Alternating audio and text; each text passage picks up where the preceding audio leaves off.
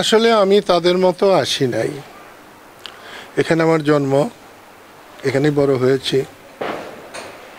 এক সময় টাঙ্গাইল বলতে হুজুর মৌলানা ভাসানীকে বুঝাতো, শামসুল হককে বুঝাতো, কোনো সময় হয়তো আমাকেও বুঝাতো।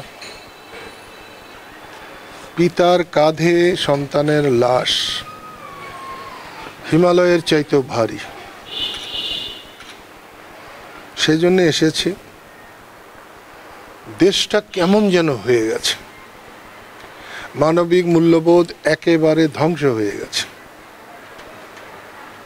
একটা সেনাবাহিনীর সদস্যর গায়ে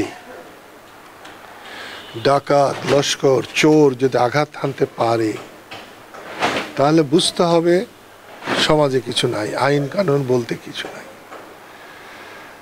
আমি এটাকে কোনো গুরুত্ব দিতাম না।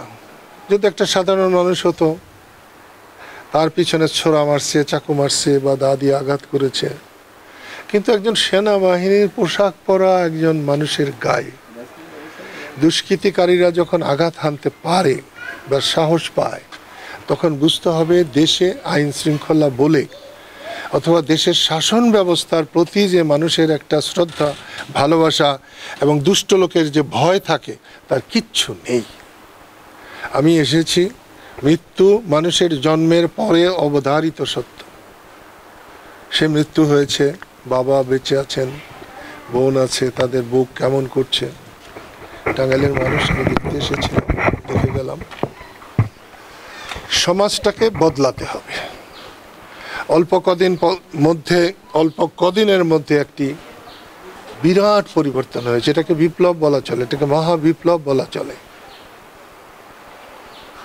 গত 16-17 বছর শেখ হাসিনার নেতৃত্বে দেশটা ভালো চলে নাই।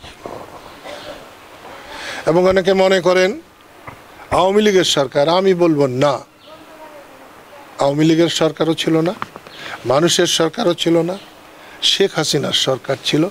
এবং যত কিছু অন্যায় করেছে তার 90% শেখ হাসিনা করেছে, বাকি বাধ্য হয়ে হয়তো 2-4 জন করেছে। এর পরিবর্তন দরকার। এবং এই বিপ্লব যদি ব্যর্থ হয়, তাহলে ভবিষ্যৎ বাংলাদেশের জন্য অন্ধকার। সেই জন্যে বৈষম্য বিরোধী জনতার আন্দোলনের সফলতা ধরে রাখতে হবে। এবং সেইখানে আমাদের এই সন্তানের জীবন দান আল্লাহ কবুল করুন, এবং এই শেষ ব্যক্তি হোক যার দ্বারা আমাদের আইন শৃঙ্খলা ফিরে আসুক, এই আশাবাদ ব্যক্ত করি। আমি সময়ের কথা সময়ই বলতে চাই। আমি নামাজের সময় অন্য কিছু মনে রাখি না। আমি রাজনীতিকে ইবাদতের মতো মনে করে আমি রাজনীতি করি। এই জন্য আমি প্রচুর সম্মান পেয়েছি, প্রচুর অসম্মানও পেয়েছি, গালাগালিও শুনেছি। এতদিন বেঁচে না থাকলে আমি গালাগালি শুনতাম না। আমি যদি 71-এ যুদ্ধ না করতে পারতাম, যারা গালাগালি করেন তাদের অধিকাংশদের জন্ম হয়তো পাকিস্তানের জারজ হিসাবে হতে পারত। আমি আজকে একজন কাতর বাবা মা, ভাই বোন, ভাই তো আপন ভাই তো নাই, তাদের পাশে শুধু আল্লাহর কাছে দোয়া করবার জন্য এসেছিলাম। অন্য কোনো দিন আপনারা আমাকে ধরবেন, তত্ত্বাবধায়ক সরকার কতদিন থাকবে, কতদিন থাকা দরকার, মানুষের চাহিদা কি, আমি অকপটে বলবো। আমি কোনো কথা দ্বিধা করে বলবার চেষ্টা করি না। ধন্যবাদ।